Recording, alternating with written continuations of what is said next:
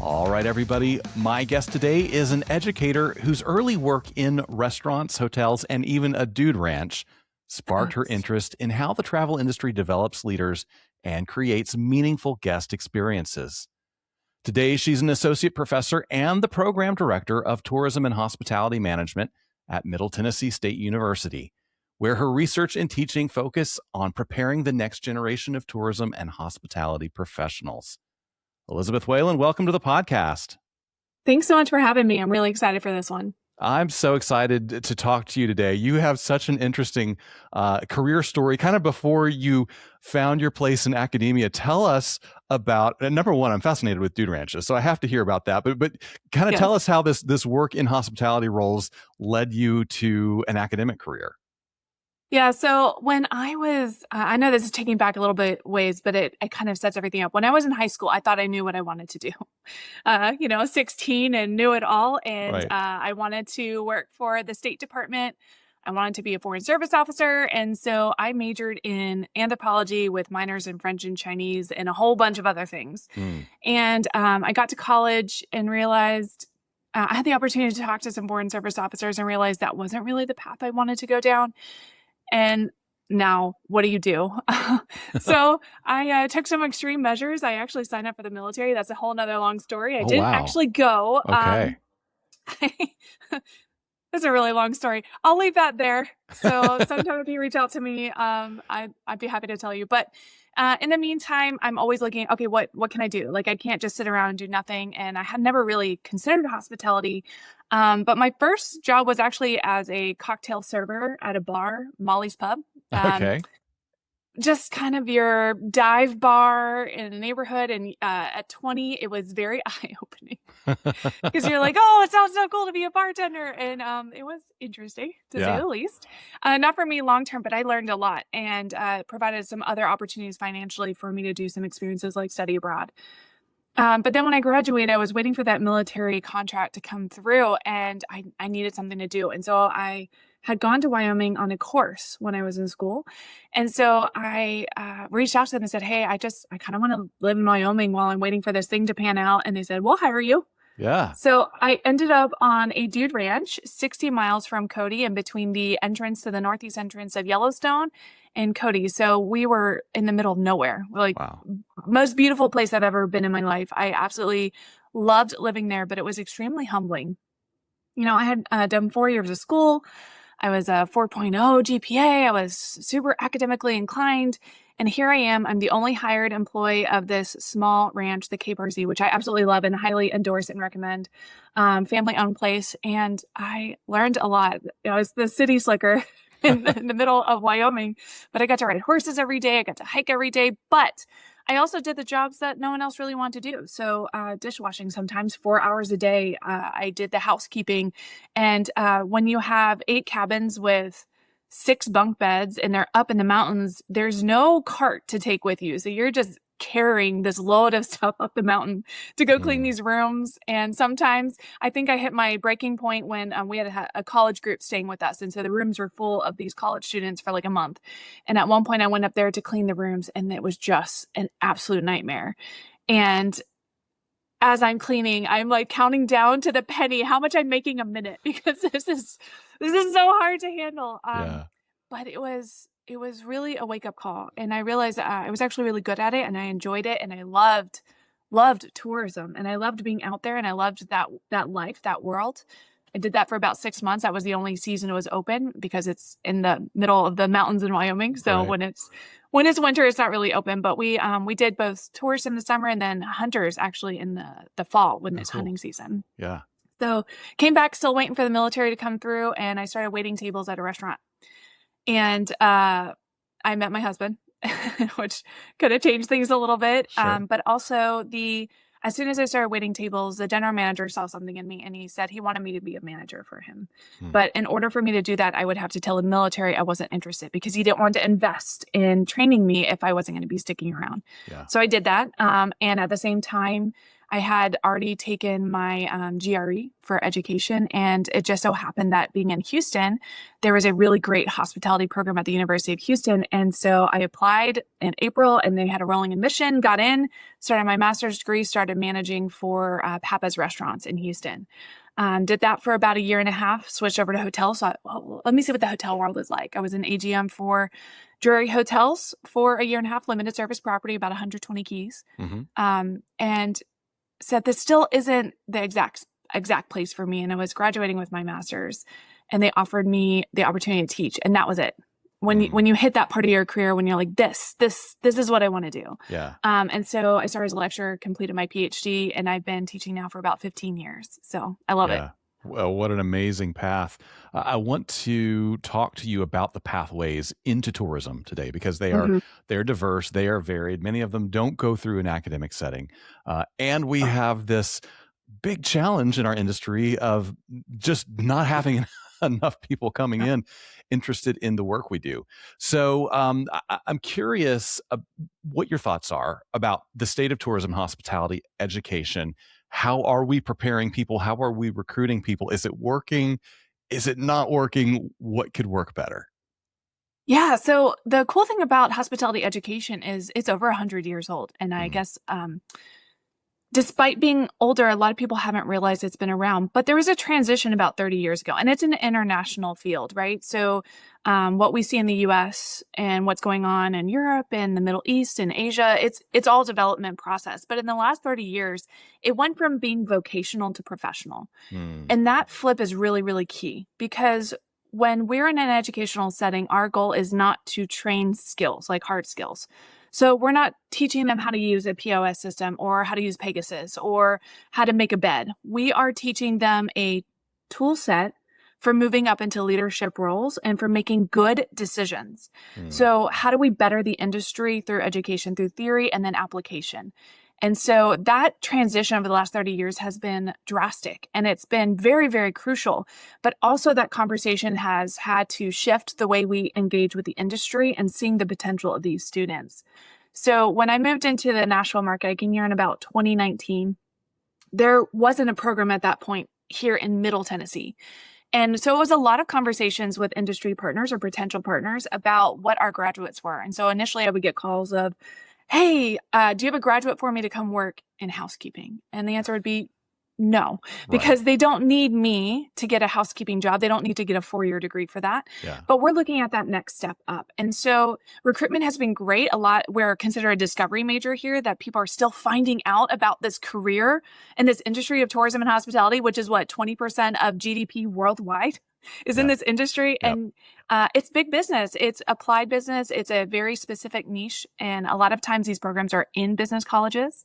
We require our students to get a business minor, but then the service industry is just so unique that we get to specialize in that. And what we're also finding is that the expectations of this generation are so different. And the 15 years I've been teaching, it's to watch the transition has been wild, but this current generation is so different. And so it's a dialogue about expectations of industry, but also then in return, the expectations of these incoming students for the industry to maybe adapt. We came through in a time when I worked in the restaurant and the hotel, I very rarely saw my family. I worked every night, every weekend, every holiday. That was the expectation. 70, 80-hour work week sometimes, depending on how busy we were.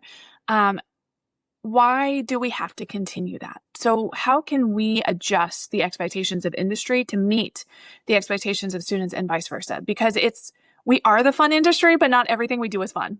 So there are going to be times when we're doing jobs that are just not very fun. But also, one of the things I tell the students is that we are not too good for any role in this industry. So if we're not willing to clean a toilet, we're in the wrong place. Sometimes you're just going to have to, roll up your sleeves and do the dirty work and get it done. And so it's about managing expectations on both sides and then preparing them to enter into leadership roles with best practices, as opposed to coming out and not knowing any of the lingo or ready to hit the ground running. Yeah. So tell me more about these students who are coming into tourism through the academic channel, because, as you mentioned, you don't need a 4-year degree to come up through, housekeeping or, back of house engineering, that sort of thing. So What can you tell us about the students that are coming to you? What has brought them to you, and what are the outcomes they're really hoping for, when they say, I'm going to major in hospitality and tourism? Oh, that's such a great question. And the thing is, there's actually a pretty good mix. So when I was at Houston, we actually had a lot of international students because hospitality worldwide is perceived differently as a career opportunity. So especially in Asia, it's seen as a high-end career advancement opportunity, and studying the States is always highly desirable. Here in Middle Tennessee, we serve a very regional population. So we get a mix of those who are already working in the industry, non-traditional students who found that they've hit the wall. They can't keep advancing. It's taking so long to keep moving up. They're looking for that edge that helps them. And a lot of these high-end positions require a bachelor's degree. So why not get it in the field that they're interested in? But then our fresh students coming out of high school, or they're transferring from community colleges, they don't want a traditional job where they're sitting in an office 9 to 5. And I tell them, maybe someday in the future you'll want that. Guess what? We have that in hospitality too. Right. It might not seem like it, but we do have that. When you have a family, maybe you want that more normal schedule. But they want to be in front of people. They want to be engaging. They want to be interacting. But we also have students who are introverts, and they're trying to find a reason that the education has a direct ROI. Right? So that when they graduate, the investment they spent on this degree has a direct return immediately. That's something we sell to a lot of parents because they're questioning the value of higher education. And we tell them, well, when your student graduates, there's a world of opportunities. Even if they're not necessarily ready for leadership right away, right, the jobs are there. And we help them through that process. So we're seeing a lot of students who maybe weren't the best academically. They're like, oh, I'm not an engineer. I'm not some of that, but I want this opportunity to move up. A lot of first-gen students, I find that the service heart, the heart to be in hospitality, comes from people who have had to work really hard. Most of our students work through the entire 4 years they're here with us because they have to. Some of them worked in high school. And so we take that and we're like, okay, how do we move quickly for you? And so those students who do that will sometimes even graduate into regional manager roles at 22. I mean, they're making more money than I am, which I love. That's like one of my success stories. If you graduate and you're making more money than me, then we've done something right together.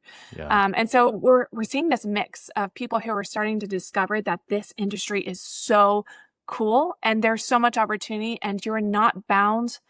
Say I start in hospitality and hotels, there's no reason I couldn't go into DMOs and tour planners, or I just had someone reach out. She does specialty event planning and tour arranging for country music stars. Cool.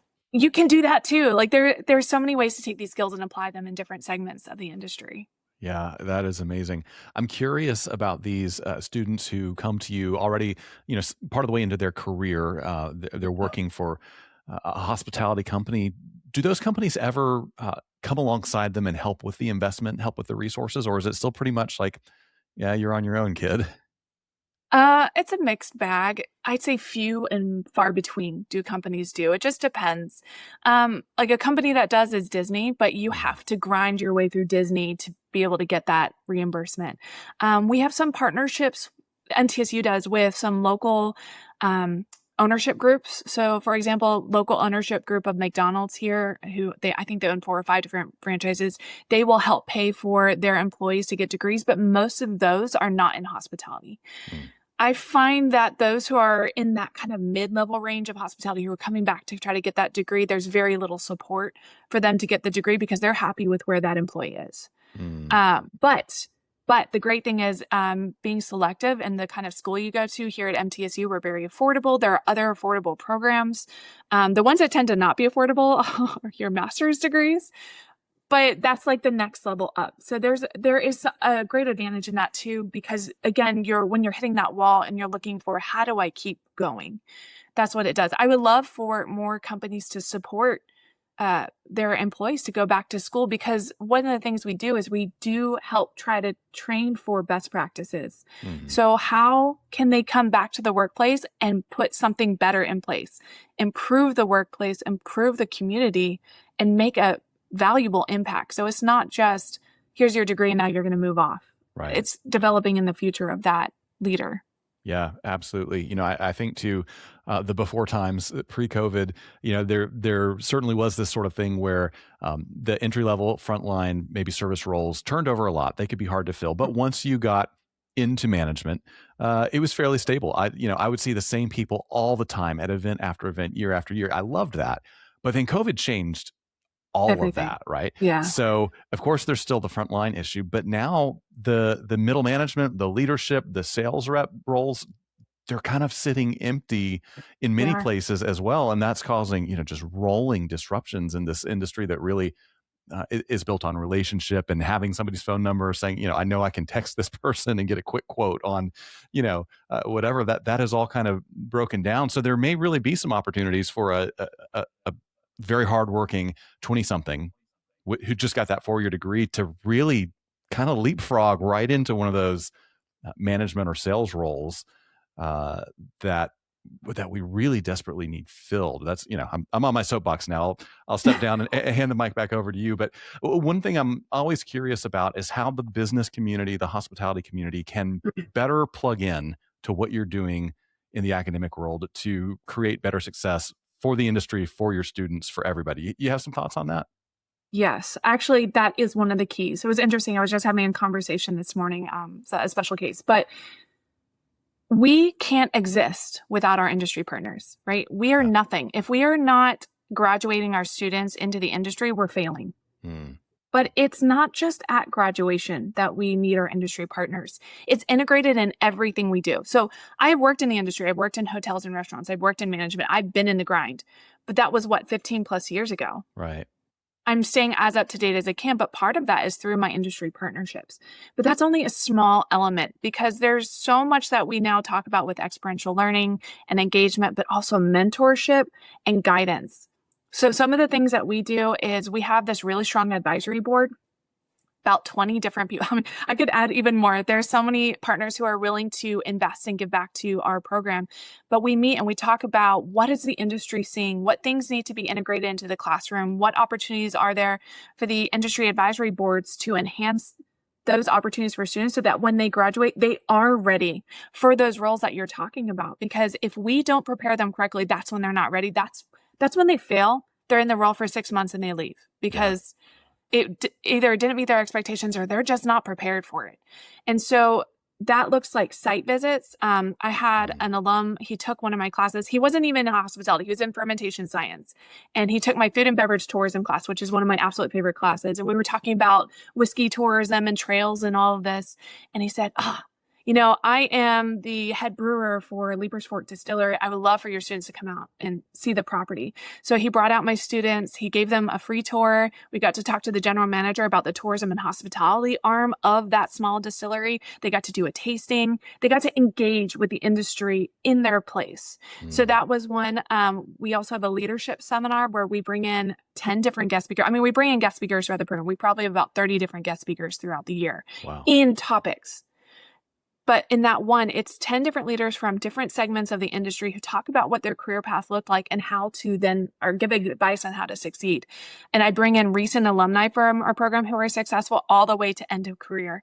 And they're able to engage with them. They're able to, they're also required to do a networking assignment where they reach out to an industry leader that they recognize that they're interested in, and they interview them.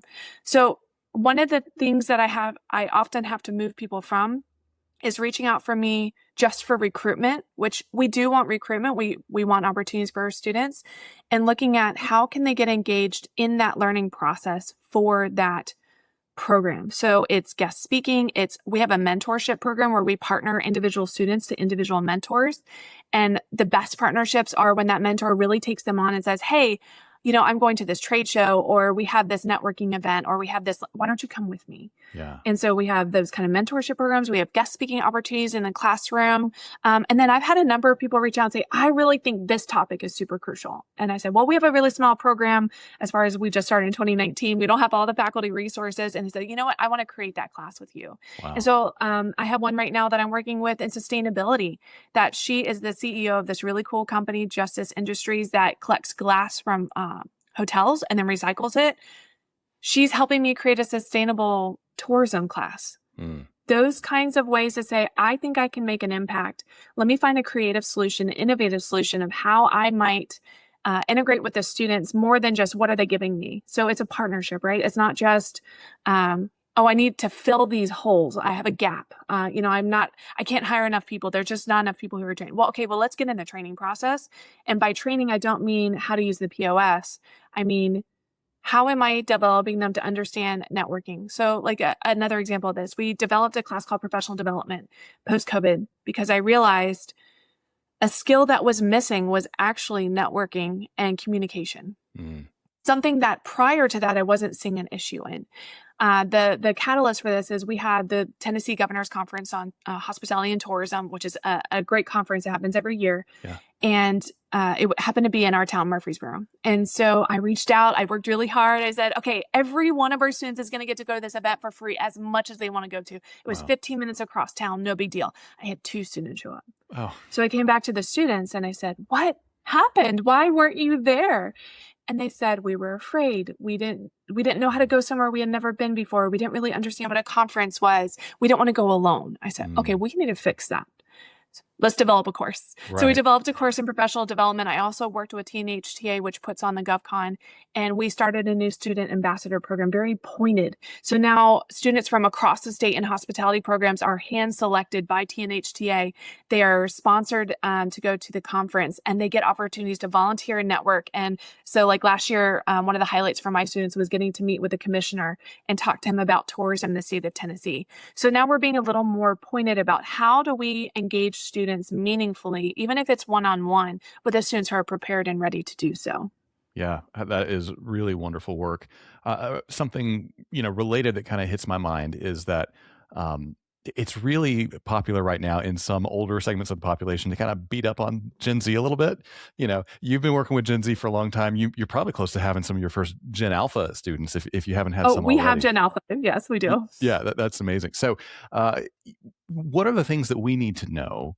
Those of us who are, let's say, Xers and beyond, or even millennials, what are some things we need to know about some of those inherent soft skills that Gen Z and Gen Alpha are coming to us with that we can either leverage because they're really cool and we didn't have them growing up, or they don't have, maybe the experience on the telephone that we wish they did? How do we bridge that gap? Yeah, it is a challenge, in the classroom too. We're also seeing the challenges, they approach life differently than we do. And I think every young generation has, although I think this generation is more significantly different than previous generations of, it's just youth that will grow in time. Yeah. I think really the big hit happened in 2015. That was what the big shift was. And then since then, it's only grown more exponentially, especially post-COVID. They want things quick. They want something they can brag about. Everything is instantaneous. If it doesn't clearly show the advantage that they can brag about in some sort of way, sometimes they get disconnected. But you can leverage that, right? So one of the ways I leverage that is by, rather than just saying, hey, here's an opportunity, anyone who wants to join us, I say, if you're interested, you have to fill out this form. Just tell me that you're interested, and then I will hand select you. They don't need to know whether or not I pick all of them. I mean, maybe I pick every single person who applies, but now they've applied, right? Like they were selected. Yeah. So it's about kind of shifting the expectation. They're really creative. They approach things differently, but they also can speak to their peers in a way we just can't. I think very few people our age truly understand how to approach this next generation and really get them. So for example, we're trying to get more engagement within our program of more people to take advantage of these opportunities. And so I asked students, so we have student representatives on our advisory board, and we asked them, what are you looking for? And they said, a lot of times peer-to-peer communication has the biggest impact. So figuring out what those gaps are, I think also individuals are still individuals at the end of the day. And that when we have someone who comes in and then we're like, well, when I was your age, we were expected to do the grunt work. Right. And then we worked our way up. We can't start there. We have to start in partnership with them and say, I see potential in you. Let's figure out what your goals are. Let's see how we can make you grow. It's just this flipping of the mindset. You're still having them do the grunt work potentially, but how is that grunt work helping them, you have to connect the dots sometimes for them to help them see how that grunt work actually leads to leadership, or even in some cases ownership or entrepreneurship, or whatever it is that that new employee is looking for, that next generation is looking for. And so, yes, they're different. Yes, it's a challenge. I think I think there's always going to be a challenge. I think Alpha is going to be very different than our Gen Z. We're already seeing some differences there. But a little bit of patience, a little bit of understanding. I think one of the biggest challenges is, ironically, it's not just Gen Z, but the canceling last minute is something you've seen with everyone post-COVID. Oh, you know what? I signed up for this event, and I'm sure people have seen this. You know, you have an event sign up, 100 people sign up, and then 30 show. That's not just this generation, and yet we tend to pin it just on this generation. So the same skills that you might use for other things can be adapted to this new generation, and just asking them their opinion goes a long way, making them feel like they're part of the team. Yeah. I feel like you're calling me out a little bit. I've signed up for probably half a dozen webinars since the beginning of the year. And I've watched a couple of the replays, but I don't think I've been in any of them live. So it's that is a good reminder. Some of these things are not just Gen Alpha things. It's just people things. Everybody's busier. Everybody's trying to do more with less, and everyone's really doing the best they can. So talk to the tourism professional in, I don't know, Oklahoma or Kentucky or Connecticut who's saying, I love everything Elizabeth's saying. I don't think it is realistic for me to try to work with her in Tennessee when I'm half country away. How do those people find your peers at other higher learning organizations and begin to build some of these partnerships and maybe create that course in tour operation and things that probably doesn't exist yet? Oh, that's awesome. So I think a rising tide rises all ships, right? The better tourism and hospitality education is across the country, across the world, the better off all of us are. And I guarantee there's a program near you. Like I guarantee, in Lexington, there's Western Kentucky has a program, right? So there are programs near you, and sometimes one email isn't going to cut it, just like in any other industry, right? So as an academic, I can tell you, it might not seem it on the surface, but we are wildly busy, especially during the semester. And then in summers, well, that's our vacation time. So it's like, what's the good time to reach out? Right. But it's about finding the right person at the right time. And so on all of their web pages, when you look up a tourism hospitality program at local universities near you, you'll see a list of faculty. Handwrite individual emails, look at their profile, because we put them online. Look at their profile, see what they're interested in. Say, hey, can we grab some coffee sometime? Can we chat? Different programs will have different structures and different emphasis. So you might, if you know this, there's something called an R1 versus an R2 and vice versa. R1s tend to be really research heavy focused. So if you're at a research heavy focused school and it's a research academic, they might not be as interested in engaging with industry. Maybe not, right? Yeah. But it's about just keep trying those different channels, going to events, seeing what they're planning. And it might be reaching out to they might have a coordinator, right? So if they're a really big program, they're going to have a really big staff. And so you can look at their staff and say, hey, how do I get involved? What can I do? I'm ready. I want to speak. I want to see if I can have an impact. I'm really interested in this. I want to invite students out to tour our facility if you have a facility. I want to tell them about our tour operations. Whatever that looks like, sometimes it's just about finding that right person, like in any other thing, that's going to be willing to work with you and network. And sometimes just going to take a little bit of legwork. Yeah, that's great advice. So if anybody wants to get in touch with you or follow you, learn more about what you're doing, what would you suggest to them? So the two best ways is I'm always happy for an email. And even if you have a local school, I might know someone. I have a lot of contacts across the country. I'd be happy to connect you. So you can email me, and my email is ewhalen, WHALEN, at mtsu.edu. And then the other great way is I'm really big on LinkedIn. I post all the time on LinkedIn. It's something I exhibit, I try to demonstrate for my students how important that networking tool is. I've used it to message people for opportunities. I'm pretty sure that's how Brian and I got connected as well. It is. So please reach out to me on LinkedIn. I would love to connect with you. I'd love to see what you're doing, celebrate it, because we're really all in this together. I need you. Hopefully that I can provide something back to you in return. And we can really just help make this industry better and better every single day. Yeah, absolutely. We are all in this together. And we're going to link to those resources you mentioned in the show notes, so it'll be easy for people to find you. Now, before I let you go, we have some questions we ask everybody. These are just for fun, so no pressure. You can answer off the top of your head. When you book travel, are you booking a window seat or an aisle seat? Oh, I'm always a window. Yeah? For the view or for something to rest your head on? For the view, and also I don't want to have to get up. Like, I want my own little space so everyone else can be over there. Do you also put in headphones so nobody bothers you? Yes. I do that too. I'm an introvert at heart. I might be really good at the extroverted stuff, but I'm an introvert. All right. So what is something in your carry-on that you wouldn't travel without? A book. Yeah. Just anything, whatever is on your reading list at the moment? Yeah, whatever I'm reading at that time.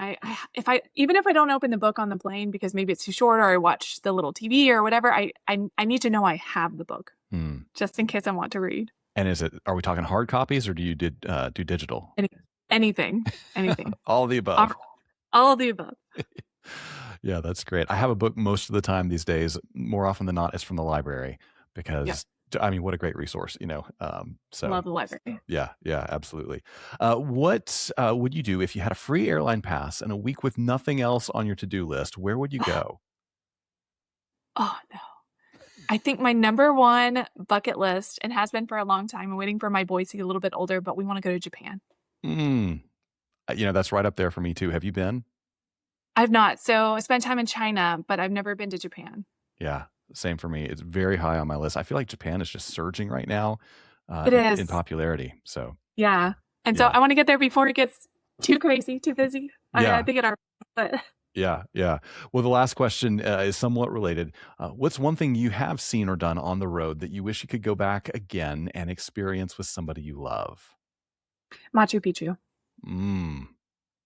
That's I went by myself. Actually, I was teaching a course in Lima. We had a partnership, and we did a semester long online, and then I went down for a week of intensive courses, and then I attached a weekend. And if you've ever gone to Machu Picchu, it's pretty intense. You fly from Lima to Cusco, and then you have to get from Cusco to the train station, then train station to Aguas Calientes, and then you have to take the bus up to the top of Machu Picchu. And now it's very restricted. I went before it was restricted, but I would love to be there with friends and family. I feel the exact same. I was there, I don't know, a year or two before I got married, and it was astounding. And it's one of those things where you're like, man, if I had somebody special, this sure would be the place to bring them. Right. Yeah. It's one of those things, pictures just don't do it justice. Yeah, they absolutely don't. Well, Elizabeth, it's been a real pleasure. Thanks so much for joining us today. Thanks for having me. This is great. Hey, thanks so much for joining us for this interview. I want to let you know that conversations like this are just part of what you will hear if you tune into a full episode of the Gather and Go podcast. When you listen, you'll get travel news you may not hear anywhere else, along with some really helpful road tips, some smart analysis, and maybe even a hot take from me about issues that are impacting travel right now. Now, you can hear this full episode along with many others by searching for Gather and Go in your favorite podcast player, or you can click on the link right below this video or one of the videos right here to my side. Thanks for watching. We'll see you again soon.